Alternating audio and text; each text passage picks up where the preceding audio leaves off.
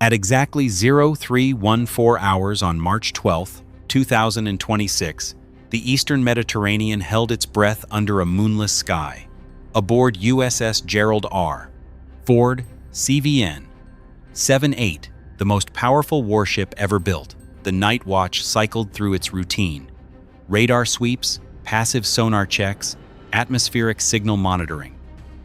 14 consecutive days of Operation Epic Fury strike operations behind them. The crew was battle-hardened, threat posture elevated but stable.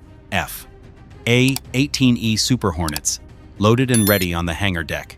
What no watch officer, no satellite pass, no UAV overwatch had detected was that for 6 days a trap had been closing around them with the slow, patient precision of a steel vise. At 0314 hours, it snapped shut.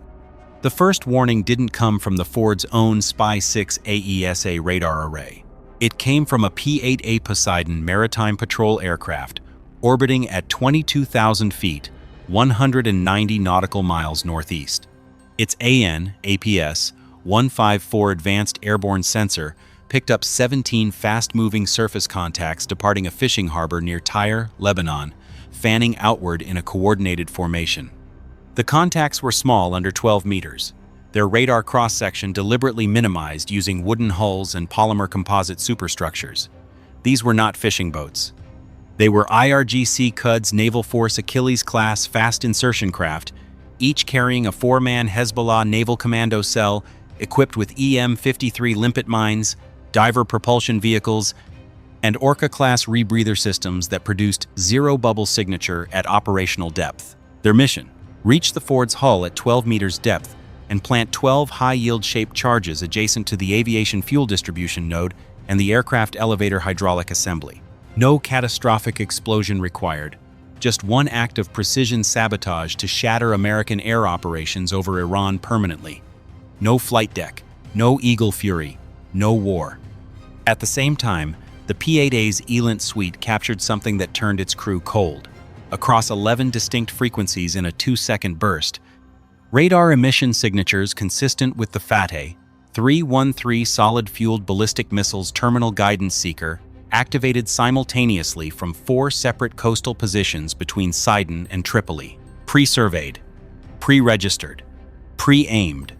14 IRGC transporter erector launchers had been concealed inside Lebanese civilian infrastructure for months. Apartment parking structures, agricultural irrigation facilities, hillside orchards, all pre-plotted on a single aim point: the flight deck of USS Gerald R. Ford. 14 additional Fateh 110 Block 4 ballistic rounds were aimed at USS Normandy, CG-60, the strike group's primary Aegis cruiser. Kill the shield first, then kill the carrier. At 0316 hours, all 28 TELs opened their blast doors in a precisely choreographed ripple-fire sequence, engineered to saturate and overwhelm even a fully operational Aegis combat system. 42 ballistic rounds, 70-second launch window. The trap was fully operational.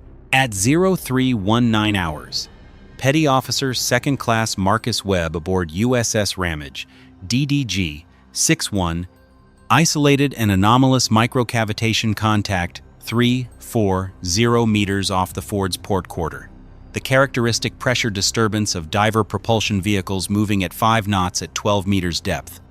His report hit the Combat Information Center at the exact moment the first FATA 313 re-entry vehicles broke 40,000 feet on terminal approach. 4 words. The most consequential transmission in the Eastern Mediterranean that night. Swimmers. Port quarter. Close. What the IRGC hadn't accounted for. CSG-8 had deployed a Mark III Mod 1 swimmer detection sonar net 4 hours earlier during a routine force protection evolution. 27 passive hydrophone nodes forming an invisible perimeter around the Ford's 1,000-yard exclusion zone. The moment Webb confirmed contact, 3 Textron Common unmanned surface vehicles vectored toward the swimmers, deploying 230 decibel acoustic pulse systems capable of inducing severe vestibular failure and internal hemorrhage at 50 meters. Simultaneously, MH-60S, Seahawk callsign Rescue 7, swung hard northwest at 160 knots, dipping sonar deployed. M240 crew-served weapon, manned and cleared hot. Above the water, the ballistic fire was already inbound and climbing fast. At 0321 hours, USS Normandy's AN/SPY-1D V-phased array radar lit up with 42 simultaneous tracks.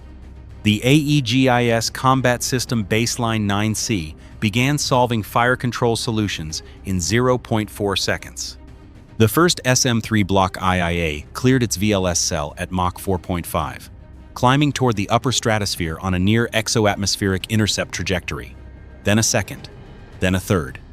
USS Thomas Hudner, DDG-116, launched paired SM-6S in terminal phase backup because the doctrine was clear. SM-3 kills the bus, SM-6 kills the warhead. 2 layers, no gaps. The Normandy's CIC became a cathedral of controlled violence, engagement tones, radar chirps, missile-away alerts stacking on top of each other, and the deep percussion of VLS cells firing in relentless rhythm that shook the ship from bow to keel. 28 ballistic rounds died in the exoatmospheric layer. 11 more were killed by SM-6 and SM-2 Block 4 inside 10 miles. 3 were shredded by the Ford's own Phalanx Block 1B close-in weapon system, its 20mm rotary cannon cycling at 4,500 rounds per minute in fully autonomous engagement mode. 1 round broke through every layer. At 0327 hours and 43 seconds, track Delta 7's 450 kilogram warhead detonated 72 feet above the Ford's flight deck. The proximity fuse triggered 11 feet higher than its programmed burst altitude, a manufacturing tolerance error in an Iranian state facility that saved 19 aviation boatswain's mates. The blast wave destroyed every dorsal antenna array on the island superstructure, obliterated Spy-6 array beta, killed 2 sailors, wounded 31, and ignited secondary fires in the hangar bay that consumed 2 F/A-18E Super Hornets. The flight deck itself, intact. The catapults, operational. USS Gerald R. Ford was damaged, smoking, bleeding, and still lethally in the fight. Captain David Tran transmitted 4 words across the tactical net at 0329 hours. Authorize Eagle Talon. Now, 4 F/A-18Es, already holding in Eastern Sector orbits, each loaded with JASSM-ER cruise missiles, released 16 rounds simultaneously. Each missile dropped to 200 feet above sea level, went supersonic, and threaded under Lebanese early warning radar coverage, hugging the coastline north. The first TEL site outside Tyre was erased at 0336 hours in a 500-pound precision detonation. Within 4 minutes, 11 of 14 identified launch positions across Lebanon's coast were gone. The surviving 3 launchers, dispersing after expending their rounds, had been tracked continuously since the moment they first went active by EA-18G Growlers, passively recording their encrypted command frequencies. At 0341 hours, an AGM-88GAARGM-ER fired from Growler callsign Voodoo 42 locked onto the mobile communications relay node coordinating their escape corridor. It went permanently off the air at 0341 hours and 19 seconds. The IRGC's coastal strike network was dead. Below the surface, the commando insertion had already collapsed.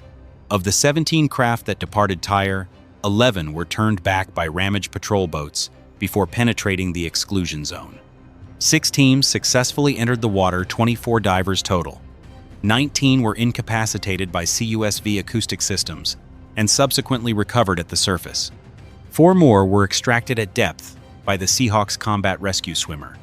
1 Hezbollah cell leader, closing within 30 meters of the Ford's hull with an armed EM-53 mine, was neutralized by a burst of 5.56 millimeters fire from an MH-60S crew chief at 0331 hours.